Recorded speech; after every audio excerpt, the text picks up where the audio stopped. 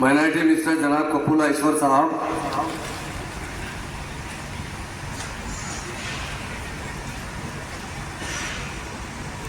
हरदिल अजीज MLC जो उर्दू में बहुत अच्छी बात करते हैं, MS प्रभाकर साहब, और एक हमारे हरदिल अजीज MLC जनाब मिर्ज़ा रियाजुल हसन अफंदी साहब, ऑनरेबल MLA जनाब अहमद बिन अब्दुल्ला बलाला साहब, ऑनरेबल MLA जनाब जाफर हुसैन साहब, ऑनरेबल MLA कौसर मोहिउद्दीन साहब, ऑनरेबल MLA मोती गोपीनाथ साहब, ऑनरेबल MLA काले वेंकटेश्वर साहब, हमारे CM साहब एडवाइज़र AK खान साहब, श्रीमती M सरिता शोभन रेड्डी डिप्टी मेयर साहबा, मैं गुजारिश करूंगा और हमारे सैयद इस्लाम साहब, चेयरमैन जनाब तारिक अंसारी साहब, जनाब मोहम्मद सलीम साहब, जनाब मोहम्मद बशीरुल्लाह खान साहब, जनाब मोहम्मद ख्वाजा मोहिउद्दीन साहब, जनाब मोहम्मद तनवीर साहब, वज़ीर दाखिला राजेश्वर राव साहब, जनाब राजेश साहब, जनाब सैयद इस्लाम जाहिद साहब, साहब, और आज के खास तौर से ये माइनॉरिटी लोन स्कीम के जिम्मेदार और इसमें सरगर्मी से काम करने वाले माइनॉरिटी असगरी बेगम, अमरीक सुल्ताना,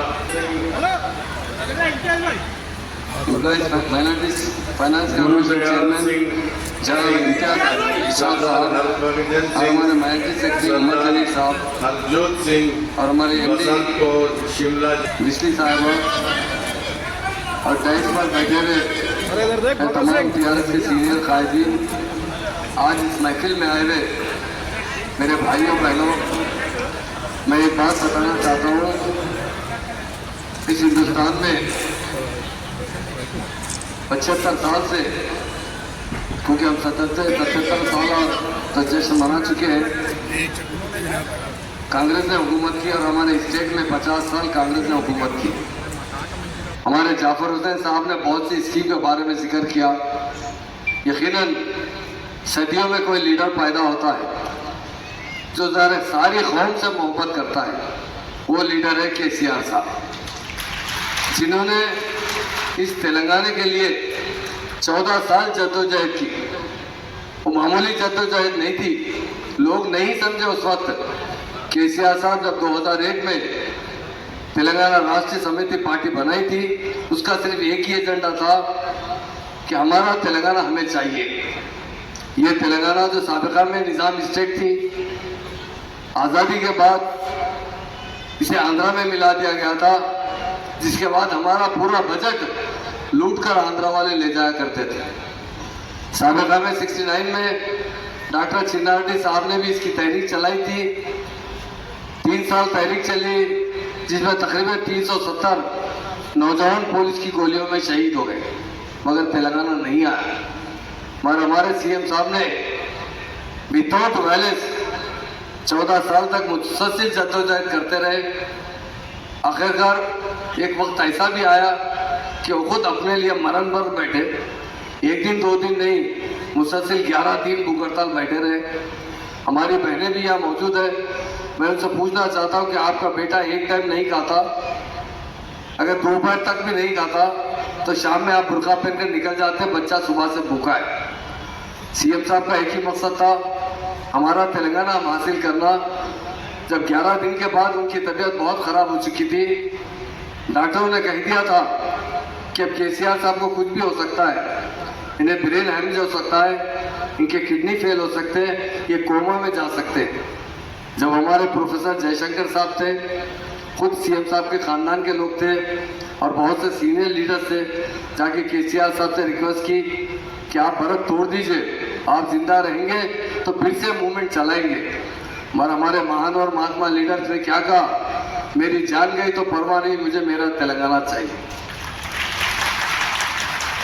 लोग इक़्तिदार में पावर के लिए आते हैं। मैं एक ही बात बताना चाहता हूँ, 1947 के बाद जितने भी पार्टियां बनी है वो पावर के लिए पार्टियां बनती है। खुद हमारी स्टेट में एनटी रामाराव साहब ने पार्टी बनाई थी, 9 महीने में उन्होंने पावर में आया था, मगर सीएम साहब का एक ही मकसद था कि तेलंगाना के अवाम को इंसाफ मिलना चाहिए। आंध्रा के तहत हम कभी भी इंसाफ हासिल नहीं कर सकते, इसलिए उन्होंने मुसलसल जद्दोजहद करते हुए, विदाउट वायलेंस जद्दोजहद करते हुए तेलंगाना हासिल किया। आज जो हमारा तेलंगाना, जो गोल्डन तेलंगाना नजर आ रहा है, उसका सबसे बड़ा रीजन हमारे महान और महात्मा लीडर केसीआर साहब है। मैं सारे अवाम को एक बात बताना चाहता हूँ, लीडर जो है, जो अच्छा लीडर, सेकुलर लीडर होता है, सदियों में एक पैदा होता है। मैं समझता हूँ इस सदी का सबसे बड़ा कोई लीडर है सेकुलर लीडर तो केसीआर साहब है। सारे कौमों के साथ इंसाफ करने वाले कोई लीडर है तो केसीआर साहब है। आप देखते हैं तेलंगाना बनने के बाद तेलंगाना के हालात किस तरह बदल चुके हैं। साबिका तेलंगाना भी आप देख चुके हैं, और साबिका यहाँ पर हमारी जो अलायंस पार्टी दोस्त है एमआईएम पार्टी ने उन्हें खुद असम्बली के इख्तिताम पर अकबरुद्दीन अकबी साहब की जो तकरीर रही, वो सारे लोगों के लिए एक खुला मिसाल है। अभी जाफर हुसैन साहब ने भी बहुत से बातें कही, यकीनन वो हमारी दोस्त पार्टी है, जब जब वो कहती है हमारे सीएम साहब तो फौरन अमलवारी करते हैं। बस आप इससे पहले भी असम्बली में थे, यही किरण कुमार रेड्डी जो चीफ मिनिस्टर थे, उन्होंने असम्बली में ऐलान किया था कि 1 पैसा भी मैं तेलंगाना को नहीं दूंगा, कौन क्या करना है कर लीजिए। तो ये उनका सीएम साहब का एक ही मकसद था कि तेलंगाना के अवाम को इंसाफ मिलना चाहिए। आंध्रा के तहत हम कभी भी इंसाफ हासिल नहीं कर सकते, इसलिए उन्होंने मुसलसल जद्दोजहद करते हुए, विदाउट वायलेंस जद्दोजहद करते हुए तेलंगाना हासिल किया।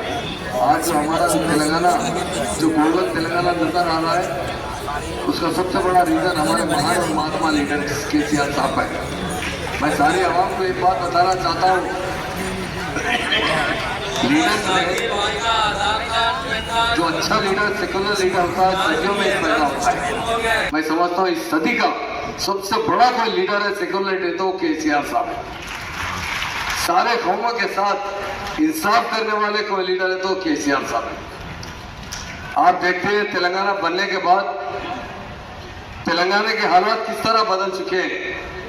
साबिका तेलंगाना भी आप देख चुके हैं, और साबिका यहाँ पर हमारी जो अलायंस पार्टी दोस्त है एमआईएम पार्टी ने उन्हें खुद असम्बली के इख्तिताम पर अकबरुद्दीन अकबी साहब की जो तकरीर रही, वो सारे लोगों के लिए एक खुला मिसाल है। अभी जाफर हुसैन साहब ने भी बहुत से बातें कही, यकीनन वो हमारी दोस्त पार्टी है, जब जब वो कहती है हमारे सीएम साहब तो फौरन अमलवारी करते हैं। बस आप इससे पहले भी असम्बली में थे, यही किरण कुमार रेड्डी जो चीफ मिनिस्टर थे, उन्होंने असम्बली में ऐलान किया था कि 1 पैसा भी मैं तेलंगाना को नहीं दूंगा, कौन क्या करना है कर लीजिए। तो ये उनका नजरिया था कांग्रेस पार्टी का, वो हमेशा हमें मजबूर बनाकर चलाते थे। आप जानते थे तेलंगाना बनने से पहले हैदराबाद में दुनिया के फिसादा हुआ करते थे। आज तेलंगाना बनने के बाद आप देख लीजिए सारे तेलंगाना के अंदर कहीं भी एक बड़ा भी धंधा फिसाद हुआ क्या, देखिए इसका सारे का सेरा जो है हमारे अलीगढ़ सीएम साहब पर जाता है। इंसान का सीना चौड़ा नहीं चाहिए 56 इंच का, इंसान का दिल जो है 6 इंच का बहुत अच्छा होना चाहिए। वो शफाफ और साफ होना चाहिए, लोगों की मदद करने वाला होना चाहिए। यकीनन पहले मंजरी जमात भी हमेशा असम्बली में नुमाइंदगी करती रही, पर बड़े लोगों ने हमें कहा बैल के सामने बीन बजाए तो क्या होगा। वो लोग कभी किसी की सुनते नहीं थे। सुनने वाले कोई मुसलमानों के बारे में जब भी कोई आवाज उठाते, खासतौर से अकबर अवैसी साहब भी जब आवाज उठाते हैं, हमारे सीएम साहब बहुत अच्छा रिस्पॉन्स देते हैं, फौरन अमलवारी करते हैं। आज आप बताइए, ये स्कीम जो 1 लाख रुपए की स्कीम है, इसके बारे में जाफर हुसैन साहब ने बताए। पहले स्कीमें क्या होती थे, बैंक वाले मुसलमानों को 20% सब्सिडी नहीं सैंक्शन करते थे, 6-6 महीने चक्कर काटना पड़ता था। इम्प्लीमेंट नहीं होता था। ये स्कीम 1 महीने के अंदर इम्प्लीमेंट करने वाले कोई लीडर है तो वो केसीआर साहब। आज सारा हिंदुस्तान हमें देख रहा है। हिंदुस्तान में नंबर 1 स्टेट आज बन चुकी है तो तेलंगाना स्टेट बन चुकी है। हिंदुस्तान में नंबर 1 लीडर है तो केसीआर साहब है, जो सारे कौमों के साथ इंसाफ करते हैं। आज हमारे मुसलमानों के लिए 2014 के बाद से उनकी तरक्की के बारे में बताता हूं। सीएम साहब ने जैसा इक़्तिदार हासिल हुआ, उन्होंने सबसे पहले 1 दिन का सर्वे करवाया था सारे तेलंगाना का।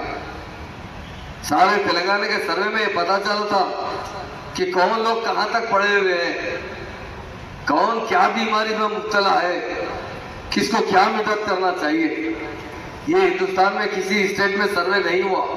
सर्वे हुआ तो सिर्फ तेलंगाना के अंदर हुआ, और 1 दिन का सर्वे हुआ। 1 दिन के अंदर बचा कुचा दूसरे दिन भी हुआ। सारे तेलंगाना के सर्वे में आया कि मुसलमान अगर सबसे महरूम है वो तालीम से महरूम है। पिछले 50 साल कांग्रेस ने हुकूमत की, पर कभी भी मुसलमानों की तालीम के बारे में नहीं सोची। वो तो देखती थी जब भी फिसादात होते, जहां फिसादात होते वहां आकर थोड़ा सा 10 किलो चावल, 2 किलो गेहूं, 1 किलो शक्कर, आधा किलो पत्ती देकर लोगों को तसल्ली देकर जाने वाले थे। मैं आपसे यही पूछना चाहता हूं, 2014 के बाद एक भी दंगा फिसाद क्यों नहीं हुआ? क्यों नहीं रोक सकी कांग्रेस हुकूमत? ये तो मुसलमानों को डरा कर वोट लेते थे, मुसलमानों को डेवलप करके वोट नहीं लेते थे। हमारे सीएम साहब का एक ही मकसद है, दूसरी कौमों की तरह मुसलमान भी तरक्की करें। आज मुसलमानों के लिए 204 रेजिडेंशियल स्कूल खोलने वाला हिंदुस्तान में कोई चीफ मिनिस्टर है वो केसीआर साहब है। आज 1,40,000 हमारे लड़के और लड़कियां तालीम हासिल कर रहे हैं, मामूली बात नहीं है। हमारे 58,000 तो हमारी लड़कियां तालीम हासिल कर रही हैं। आज हमारे बच्चे जो रेजिडेंशियल स्कूल में तालीम हासिल किए, वो कारपोरेट स्कूल से भी काबिल बच्चे बन रहे हैं, वो गरीब लोगों के बच्चे। सीएम साहब यही चाहते हैं उन बच्चों को अच्छी से अच्छी ग़िज़ा दी जाए, उन्हें बच्चों को अच्छी से अच्छी तालीम दी जाए। उन 204 रेजिडेंशियल स्कूल को अपग्रेड किया गया, इंटरमीडिएट कॉलेज बनाया गया। अभी कुछ दिन पहले एक लड़का मेरे पास आया, उनके वालिद मोहतरम आए, अगर कहे मेरे तबरीज का बच्चा है और ये बच्चा को पायलट का दाखिला मिला है, और ऑल इंडिया में आप देखिए एक तबरीज का बच्चा सारे ऑल इंडिया कंपटीशन में 158 रैंक लेकर आया है। जब सीएम साहब से मैंने गुजारिश की, उन्होंने कहा फौरन इस बच्चे की फीस भर दी जाए। इमीडिएट अहकाम जारी किए गए, 35 लाख रुपए उस बच्चे की फीस दी गई, वो बच्चा पायलट बनेगा। उसी तरह इससे पहले भी हमारे सीएम साहब ने सलमा फातिमा लड़की को जो कोशिश कर रही थी, वो भी गरीब लड़की थी, उसके लिए भी सीएम साहब ने इमीडिएट 35 लाख रुपए सैंक्शन कर आज वो बच्ची पायलट बन चुकी है और लाखों रुपए तनख्वाह हासिल कर रही है। मैं बताने का एक ही बात बताना चाहता हूँ, सीएम साहब का जो मकसद है करना चाहते हैं। मैं आपसे एक बात पूछना चाहता हूँ, साबिका का लैंड ऑर्डर कैसा था, आज का लैंड ऑर्डर कैसा है? सारे हिंदुस्तान में जितने सीसीटीवी कैमरे, उसका 64% कैमरे हमारी स्टेट के अंदर है। आज हमारी पुलिस इंडिया में नंबर 1 तरीके से काम कर रही है। लेकिन हमारा एक ही मकसद है, हमारी आवाम को राहत पहुँचना जाए। आप देखिए यूपी का क्या हाल है, हरियाणा का क्या हाल है, पंजाब का क्या हाल है, यूपी के अदर स्टेट के शुमाली स्टेटों का क्या हाल है, और हमारी स्टेट का क्या हाल है। आज हमारी स्टेट में जो लोग रहते हैं अमन और सुकून की ज़िंदगी गुजार रहे हैं। सीएम साहब यही चाहते हैं हमारे मुस्लिम बच्चे अच्छी से अच्छी तालीम हासिल करें। आज ओवरसीज स्कॉलरशिप मैं पूछता हूँ, 50 साल में कभी भी कांग्रेस हुकूमत ने ओवरसीज स्कॉलरशिप के जरिए बच्चों को आला तालीम के लिए अमेरिका, ऑस्ट्रेलिया, लंदन नहीं भेजा। सीएम साहब हुकूमत बनने के बाद उन्होंने क्या, मुस्लिम बच्चों को, मुस्लिम लड़कों को अच्छी से अच्छी तालीम दे। जब ये बात कैबिनेट में आई, सीएम साहब ने नहीं कहा नहीं सारे कौमों के साथ मुस्लिम बच्चों को पढ़ाना चाहिए, आला से आला तालीम देना चाहिए। हमारे जो IAS अफसर होते हैं वो खजाने की बचत रकम को बचाना चाहते हैं। एक IAS अफसर ने उठकर कहा कि साहब ये 20 लाख की रकम है, ये बड़ा बोझ पड़ेगा खजाने पर। अगर ये बच्चे काबिल बनने के बाद हम इनसे वापिस आहिस्ता इंस्टॉलमेंट पे लेंगे। CM साहब ने कहा कि मैं हमारे बच्चों को ऐसा काबिल बनाना चाहता हूँ ताकि वो काबिल बनने पर हुकूमत को पैसे ना दे, अपने अफराद खानदान की किफालत करे, अपने खानदान के गरीब बच्चों को अच्छी से अच्छी तालीम दे। उसके साथ साथ एक जुमला उन्होंने और एक कहा कि मेरे बेटे KT रामाराव को मैंने अमेरिका भेजाया, मैंने कभी फिक्र नहीं की कि बच्चे पे क्या खर्चा होता है। मेरी बेटी कविता को मैंने अमेरिका भेजाया, मैं कभी नहीं सोचा कि इस पे क्या खर्चा होगा पढ़ने पर, मगर मैं किस तरह सोचूंगा कि गरीब बच्चे जो माँ बाप जिसके गरीब है वो अमेरिका ऑस्ट्रेलिया जाकर आला तालीम हासिल करके आए तो उनसे मैं किस तरह पैसे ले सकता हूँ। ये सोचने वाला कोई हिंदुस्तान में कोई लीडर है तो वो KCR साहब। मैं यही बताना चाहता हूँ, आज काफी लोग यहाँ पर मौजूद है। हर शोबे हयात में हमको तरक्की करना चाहिए और हुकूमत आपके लिए हमेशा तैयार है। CM साहब यही चाहते हैं कि क्यों मुसलमान गरीब है, क्यों मुसलमान मोहताज है, क्या वजह है इसकी। ये मुसलमान तो साबिका में हुक्मरान थे, हुकूमत क्या करते थे, आज कितनी मुफलिसी की जिंदगी गुजार रहे, इसके वजूहात क्या है। इन्हें अच्छी तालीम दी जाए, इन्हें मुलाजिमत में मौका दिया जाए, इनकी ज़बान को तरक्की दी जाए, हर शोबे हयात में इनको आगे बढ़ने का मौका अता किया जाए। उसी तरह CM साहब ने, आप जानते हैं, शादी मुबारक स्कीम अभी हमारे मेरा साहब ने बताया है। साबिका हुकूमत साल में 200 शादियां करवाती थी, साल भर में, और वो भी इज्तिमाई शादियां, इधर तरफ 50 दूल्हों को, इस तरफ 50 दुल्हनों को। और क्या होता था, जब 37-35 मिनिस्टर हुआ करते थे, सारे के सारे मिनिस्टर आके फोटो सेशन लिया करते थे, एक तमाशा बनाया करते थे। जब CM साहब को मालूम हुआ, उन्होंने कहा कि लड़की के नाम पर, माँ के नाम पर पैसे दिया जाएगा। आज मैं बताता हूँ, तेलंगाना बनने के बाद हमारे ऑनरेबल CM साहब ने शादी मुबारक स्कीम के तहत 2,64,000 लड़कियों की शादी की। आप बताइए, तेलंगाना में सिर्फ मुस्लिम लड़कियों की बात कर रहा हूँ। आप बताइए, 1-1 लाख रुपए अगर किसी गरीब मुस्लिम घर को आते हैं। जो लोग हैदराबाद में हैं वो तो जरा खुशहाल है, जो विलेजेस में रहते हैं मुसलमान हम देखते हैं, हमारे कायदीन भी देखते हैं मजलिस के, हमारे दूसरे MLCs भी देखते हैं। जब इलेक्शन के मौके पर हम गांव में जाते हैं, ऐसा दिखता है कि गुर्बत अगर है तो यही नजर आती है। उनके लिए ना खाने की रोटी बराबर है, ना रहने के लिए छप्पर बराबर है। वो किस तरह अपने बच्चों की शादी कर सकते हैं। आज 2,64,000 मुस्लिम घराने के लड़कियों को CM साहब ने जो रकम दी है, उसका अंदाजा देखेंगे आप तो हर तरीके से CM साहब ने हमारे मुस्लिम बहनों के अकाउंट में कितने पैसे डाले, 2,225 करोड़ रुपए, 2,225 करोड़ रुपए शादी मुबारक स्कीम में हमारे मुस्लिम बहनों के अकाउंट में पहुंचे। आप बताइए, मामूली बात है 2,225 करोड़? तो मैं ये बताना चाहता हूँ, हिंदुस्तान में कोई सेकुलर लीडर है तो KCR साहब है। हिंदुस्तान में कोई दिल से अवाम को चाहने वाले कोई लीडर है वो KCR साहब है। रब है भारत के मैदान में, दर्दमंदों के दुख दर्द को बांटने। KCR अब है भारत के मैदान में, दर्दमंदों के दुख दर्द को बांटने।